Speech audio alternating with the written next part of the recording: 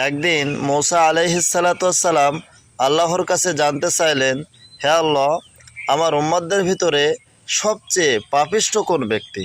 তখন আল্লাহ রাব্বুল আলামিন বললেন, অমুক রাস্তা দিয়ে সর্বপ্রথম যে ব্যক্তি যাবে সেই সবচেয়ে পাপিষ্ঠ। তখন মূসা আলাইহিসসালাম পথের ধারে বসে সেই পাপিষ্ঠ ব্যক্তিকে দেখতে পেলেন। এবার আল্লাহ তাআলার কাছে আবার জানতে চাইলেন মূসা আলাইহিসসালাম, হে আল্লাহ, আমার উম্মতদের ভিতরে সবচেয়ে নেককার ব্যক্তি তোমার কাছে পছন্দের কোন ব্যক্তি আছে? তখন আল্লাহ রাব্বুল আলামিন বললেন, হে মূসা, অমুক রাস্তা দিয়ে যখন সূর্য অস্তের আগে একজন ব্যক্তি যাবে সেই সবচেয়ে নেককার এবং আমার কাছে প্রিয়। তখন মূসা আলাইহিসসালাম আবার পথের ধারে বসলেন, কিন্তু তিনি দেখে হতদম্ব হয়ে গেলেন। সকালে যে ব্যক্তিকে দেখলেন বিকালেও সেই ব্যক্তিকে। তখন আল্লাহর কাছে প্রশ্ন করলেন, হে আল্লাহ, সকালে যে ব্যক্তি পাপিষ্ঠ ছিল সেই তো এখন।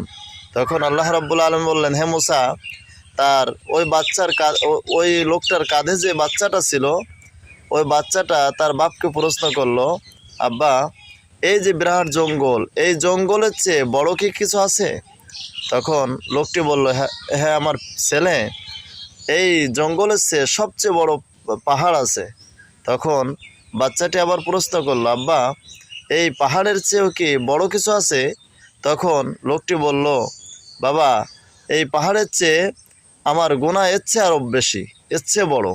তখন বাচ্চাটি আবার বাবাকে প্রশ্ন করলো, আব্বা, এই গুনাহের চেয়ে আর কি বড় কিছু আছে? তখন পিতা লোকটি কাঁদতে কাঁদতে বলল যে, আমার গুনাহের থেকে আল্লাহ তাআলার রহমত আরও বেশি বড়।